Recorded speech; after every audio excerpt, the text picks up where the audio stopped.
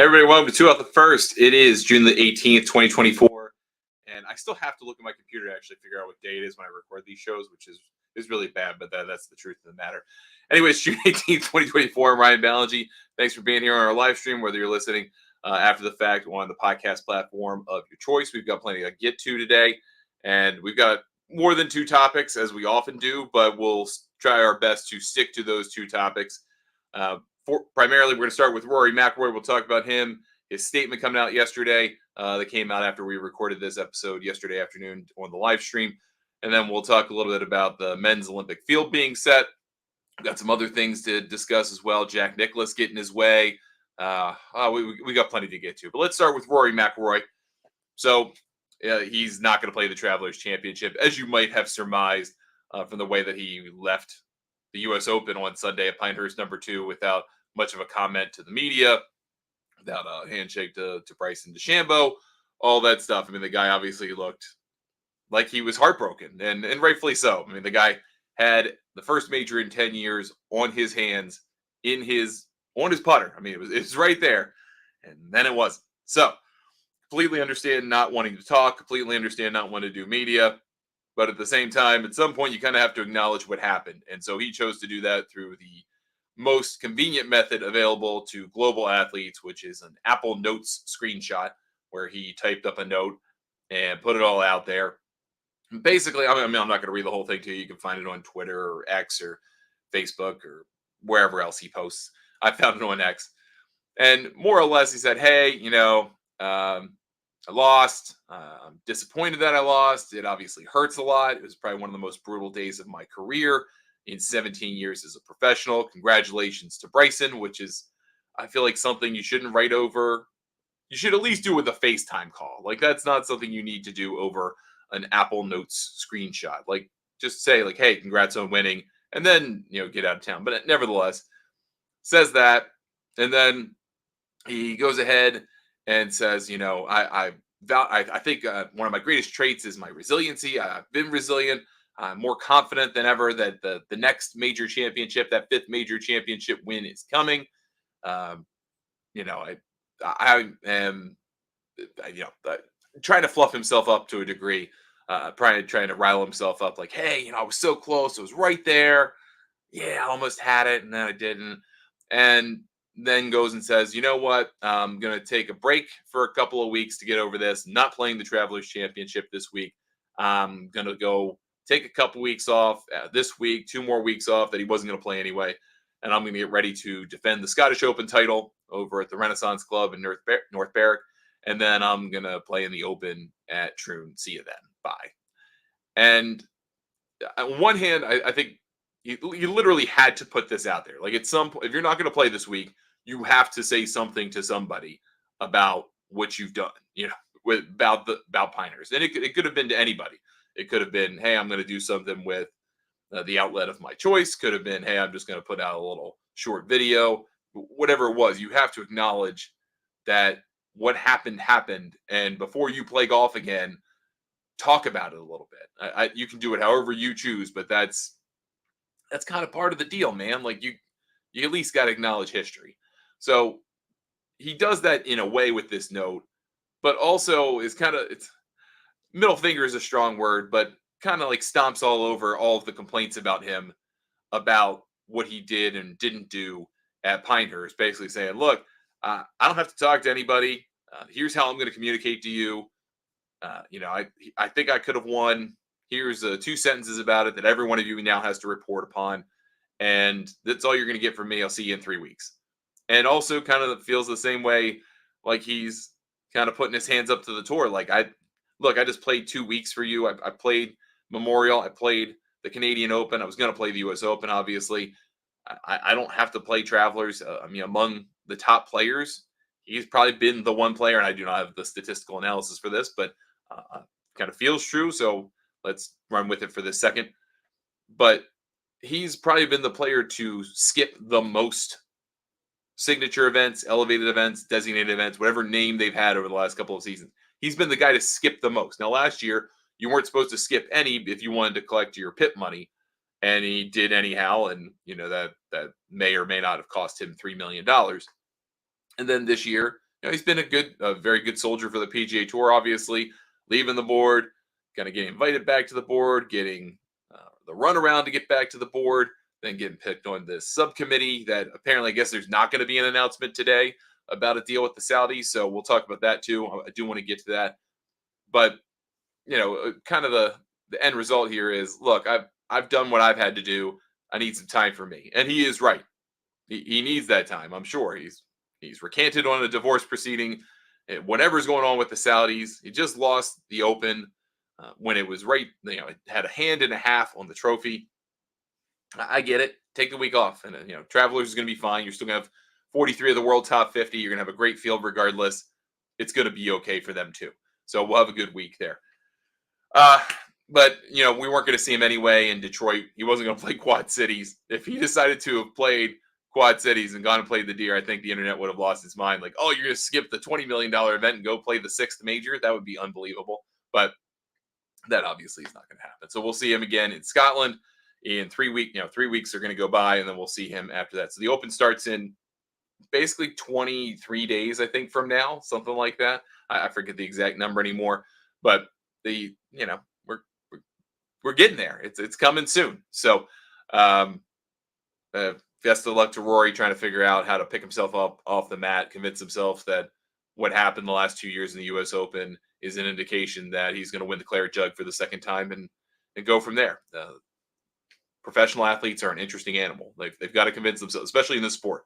You've got to convince yourself that of all of the heartbreaking losses that come your way, you have to cobble them all together and convince yourself that eventually you're going to turn all of those heartbreaks into a tremendous triumph. And how some people do it, Xander Schauffele is one of them. One of the great examples this year. How you do that, I don't know. It's incredible, really, truly. A game of kind of mental flexing that I don't understand. I don't think. So there's that. Ratings are in for the U.S. Open. I know not everyone cares about ratings or how many people watch golf, but it was something to trumpet for NBC. They basically peaked at like 11-ish million people in the final 30 minutes of the competition, parts of the final 30 minutes of the competition. They measure in what are called 15-minute blocks. That's what the Nielsen ratings kind of do, and then they cobble it all together and tell you about the whole telecast. But basically the best U.S. Open, particularly on the East Coast, since I think they said 2013. So that's Marion. That's when Phil had his, I would say, last great crack at the U.S. Open title when Justin Rose wound up getting him. That was a great Sunday. Very interesting Sunday, and a lot of people tuned in then. A lot of people tuned in to this one. So this is, I think, the most watched golf telecast of the year. I think it even beats the Masters in terms of that peak moment, but I don't remember exactly what that highest 15 minutes was for the Masters. Masters is the most watched golf tournament all year, and if you averaged it out over the whole telecast, then it wouldn't catch it. And that part of that is just kind of math, right? You do ratings over a whole telecast, and you have it on for 5 hours, and no one really cares until the last hour and a half. Then the average isn't going to look as good, and the Masters knows that. But the Masters also just kind of draws more casual viewers all day versus a Father's Day experience where I went out and played 9 holes with my son in the afternoon, had the golf on my phone a little bit, but I took some time out of my day to be father on Father's Day. So I think the ratings is a little bit different story, but a lot of people watched, a lot of people are invested and interested. People wanted to see Rory, people wanted to see Bryson. I think they got a good matchup in the end. So NBC got what they wanted, at least in terms of viewership. That's pretty solid for them. Then we also have a new member of the Boston Common Golf team on TGL. That guy is Hideki Matsuyama, newest member of the Ballfrogs, which, if we're being candid, that is by far the best logo of TGL. That is the best concept of a team in TGL. I would like some Ballfrogs merch. I've not purchased any yet. Might get a Ballfrogs t-shirt at some point, something to that effect. But he has joined the team. They put out the press release this morning. They had a little ceremony about it, I think, at the Travelers to have Adam Scott and Keegan Bradley, who are also on the team. Turns out Rory was not there because he's not at the event. So that was kind of silly. Like another reminder, Rory's not here. The team that he's like the captain of or whatever, he can't show up to the press conference to introduce the 4th member of the team, who takes the place of Tyrrell Hatton, who was on the team and in the concept. Then he went to live and they kicked him out and he basically had to withdraw. So he replaces. This league starts up in January. Again, it's that hybrid kind of indoor golf league with a big stadium where you can hit like full shots with wedges and stuff, like 50-yard shots. But the rest of it's in this kind of enormous simulator. It's supposed to be like 40 feet high in the screen and all that stuff. We'll see how it turns out. But hey, cool. Hideki's in. That's a nice thing. Nothing to complain about there. Nothing to be mad about. So that's some nice news, I suppose. And then I wanted to talk a little bit about the Olympic golf team. So that was set with the passing of the U.S. Open. So the way the Olympic teams work in both the men's and the women's side is there's the opportunity for 60 players to play in each field. And generally speaking, a country can have no more than 2 players in said field. Okay. And that is based on the 2 highest ranked players from a country in the official world golf ranking at the time of the cutoff. Now, there's a caveat in that. If your country has 4 players inside the top 15 in the world, then your country can get up to 4 spots. So if you have 6 players in the top 15, too bad, top 4 get the spot.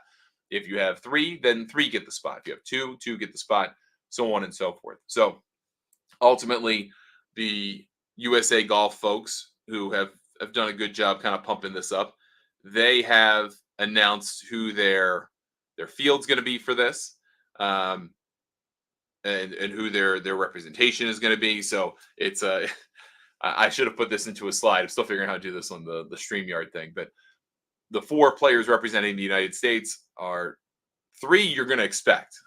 Scotty Scheffler, world number 1. Xander Schauffele, the reigning PGA champion, the next highest ranked American. Colin Morikawa, who's had a tremendous year and has been gaining points in the official world golf ranking like mad the last few months. And then your last guy, Wyndham Clark. You would have thought that's probably Bryson DeChambeau because he won the U.S. Open. And that's, that is what it is. I think there's been an interesting... No one really cared about the Olympic golf cutoff until they realized there was a controversy to be had. Let's put it that way. No one was like, oh man, I can't wait to figure out who's going to be on the U.S. golf team for the men's tournament, until they realized Bryson couldn't be on it. And the reason Bryson can't be on it is because he's not one of the top 4 ranked American players in the official world golf ranking. That is how this system was built. That was how it was introduced in 2016. That's how they did it in 2020 and ultimately did in 2021. And that's how they're doing it for this. And it's a rolling cycle, has a kind of cutoff date. It's not exactly the official world golf ranking, but it's more or less that system. And then you've got your field based off of that. And I don't think it was anything particularly controversial until people started loosening up on Bryson, right? When Bryson started playing well and then obviously wins the U.S. Open, people are trying to make this argument that this guy should be part of the Olympic team because he has obviously played very well this year. And if we were just doing it based off of like a captain's pick type system, I totally feel you, right? You would have Bryson right in there, but that's not the way that it works. And even with his U.S. Open win, he's not into that upper echelon of those top 4 ranked players. Every player who went to live, and I believe there are like 6 of them who wound up getting in this list of 16. We'll talk about it in a minute. Like 6 players from live got in here because they still had enough points from either when they left or otherwise to qualify for their Olympic team, either as the first or the second player. But if you were going to make the American team, then you had to earn a boatload of official world golf ranking points. And Bryson has been on live. You don't get those points, even though you played very well, obviously, in the majors. You got 100 points for winning the U.S. Open. I don't know what the final tally was of the PGA. I never remember what that distribution is for second place of the PGA, but he made a lot of points this year. He's gained a lot of ground, but just not quite enough. So you've got those 4 Americans in those spots. Then there is no other country with 4 players. If you look at this 1 through 60. So, you've got your 4 Americans and your 5th American's out, whoever that winds up being. And maybe Bryson, I'm not sure exactly who it is. But your 1 through 60 ranking, you got Scheffler, McIlroy, Schauffele, Ludwig, Wyndham, Victor Hovland, Colin Morikawa, John Rahm, Hideki. Then your two Brits, Tommy Fleetwood and Matt Fitzpatrick. Matthew Pavon is 12th in the ranking because you cut off a whole bunch of countries here. And he's number 12, having a great year, Frenchman. Sepp Straka, repping it pretty good. He's going to represent his home nation. And then Jason Day is the first Australian. He's number 14. Then you got your South Korea, Republic of Korea contingent, Tom Kim and Ben On. You got Shane Lowry as the second Irish player. McIlroy plays as an Irishman in the Olympics. You get that choice. That's traditionally been the option available for players from Northern Ireland. You can be British or you can be Irish, but you got to pick. And he's always picked Ireland. So it'll be McIlroy and Lowry as the representatives from the Republic of Ireland. You got Nick Taylor as the lead Canadian. You got Minwoo Lee as the other Australian. Go down the list and start looking at guys who made the team. You've got, obviously, we mentioned John Rahm. He is a live guy. He's already on there. But then you had Jason Day and Minwoo Lee make the team. Cam Smith didn't make the team because he's dropped down the rankings. He's been part of live too long. You've got Adrian Ronkin here, who's 29th in the ranking, representing Poland. And he's in the ranking because he just joined live this year. He hasn't plummeted far enough to not be able to qualify. Alejandro Tosti gets in. He's had a great year, and he's representing Argentina. You got Joaquin Niemann in there representing Chile. So if you were a live player, you had some points, you earned points in the last 12 months, 18 months, maybe you won something, something along those lines. David Puig gets in. Looking at players who have earned a good number of points, but maybe aren't in a country where it's crazy competitive to get into the Olympics. You probably got in the Olympics. Like, good for you. That's cool. The tournament has been set now for the men's side. After this week, the Women's PGA Championship, it'll be set on the women's side based off of their version of the Olympic golf ranking, which is really off the Rolex ranking. And the Rolex ranking is a lot more like the way the OWGR used to be before they made all the strokes gain changes. It's kind of like the way that was, but there's also no live alternative kind of for the LPGA. So there's no controversy about who's going to make it. You're either in or you're not.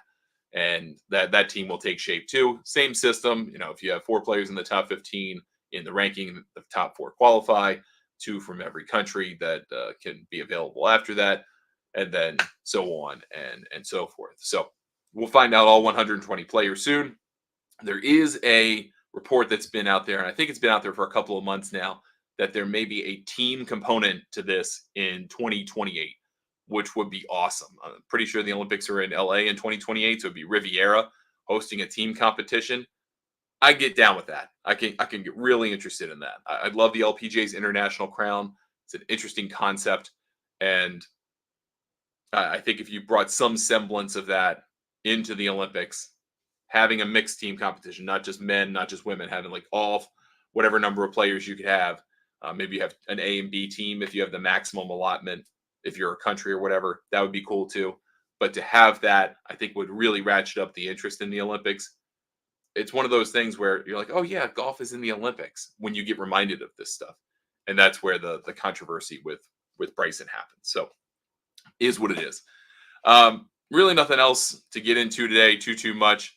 Jack Nicklaus I did want to mention this before we go. Jack Nicklaus complained at the Memorial Tournament a few weeks ago. Hey, and I'm not going to do my Jack impression. It's horrible, but we aren't getting the date that we want. We want to be 2 weeks before the U.S. Open. We don't want to be the week before the U.S. Open. And it came out and said, we did a favor for the PGA Tour because they asked us very politely to be the week before so that RBC could be, the Canadian Open could be 2 weeks out. They could get a better feel because everyone's going to play my tournament. Kind of. I mean, he didn't imply that, but he didn't say it directly. But that's kind of implied. And, we'd like to go back to our 2 weeks out date. Well, yesterday on the Memorial Tournament website, they put it out there. Hey, we're getting our date back. We're going to be 2 weeks out from the U.S. Open. So Jack did not speak out of school. He probably knew what was happening. And this week, there's going to be some conversation among the PGA Tour Policy Board about the future of signature events. Who gets in them? Do any of them have cuts? Do all of them have cuts? What's the payout look like? Is there an alternate list? There's been reporting out there. I believe this was Sean Zach reporting this. So I'm sorry, Sean, if I got you wrong. But someone from golf.com did it. that there is a measure on the table to give a permanent sponsor exemption into signature events to Tiger. So if he wants to play a signature event, he can, or is able to play a signature event, he can. I think it's kind of interesting. It's a really weird way to do it. I mean, you almost have to, you can't be like a permanent exemption for Tiger Woods. That would, I think, be weird, but you could phrase it in such a way that you have to have 70 PGA Tour wins and 10 majors or something like that. Make it so far out of reach for the modern player that you'd have to be an all-timer to get it, and that would be for Tiger. So that's potentially out there. But this is the last signature event of the year, and then we kind of roll into the part of the year where everyone tries to scramble to get in the top 70 that isn't there now. That's Detroit, that's Quad Cities, that's the Oppo against the Scottish Open and the Open Championship. That's both Kentucky and in California. You've got Wyndham Championship. Before that, you've got the 3M. So we're about to enter a part of the schedule in July and early August where there's just going to be a whole bunch of events of just where'd the stars go, and you're really going to get that at the Open, and then we'll see him again in August for the playoffs. So this is kind of the month off season that's about to show up on the PGA Tour. So enjoy this week because it's not going to be the same. What I do find interesting, and we'll wrap on this, is there has not been the reporting that was out there, I believe, from Alan Shipnuck, who is writing currently for My Golf Spy, but he's still Alan Shipnuck. He's Alan Shipnuck of wherever he wants to be from. That there was going to be some kind of announcement of a deal, or at least the framework of a framework's the wrong word, but the sketches of a final deal between the PGA Tour Enterprises and the Public Investment Fund of Saudi Arabia. And that was supposed to come today. Hasn't yet. We're here at 2:20 in the afternoon Eastern time. Not saying it's not going to happen. Could happen 10 minutes from now. But usually this kind of stuff, when it's put together, comes out 8:30, 9 a.m. sharp. So they could have it on CNBC. They can do their fluff interview with Becky Quick or whoever. And then they get it out into the ether. So all the business people go, hooray. And then we all go, what the hell? And, we react accordingly. At least that's the way this thing's gone. That hasn't happened. So I'm presuming that that's not going to happen today. Maybe it happens tomorrow. Maybe it happens next week. But there also could be a stumbling block in all of this. Who knows? But I am kind of surprised that what I was expecting to be a pretty substantial news day turned out to be nothing. So maybe that comes about tomorrow. So join us tomorrow. We will do another live stream. We're going to do Mondays, Tuesdays, and Wednesdays. Trying to figure out the right time for this. Since I'm inconsistent, it's kind of hard for anyone who listens or wants to watch to know exactly when we're going to do this. I'd like to do it kind of around 10 a.m., 9, 10 a.m. in the morning. So I'm going to try to shoot for that tomorrow. And let's see if we can't find a permanent time for this thing on Monday, Tuesday, Wednesday. Thank you so much for watching or listening after the fact. You can get a hold of me, Ryan at thegolfnewsnet.com. Wherever you're watching, you find me on the handle Ryan Ballingy, or if you're on YouTube, Ryan Ballingy Golf. And then Golf News Net's on every social media service at the handle Golf News Net. Back with another show tomorrow. Thanks so much for watching or listening. We'll catch you next time on 2 Off the First.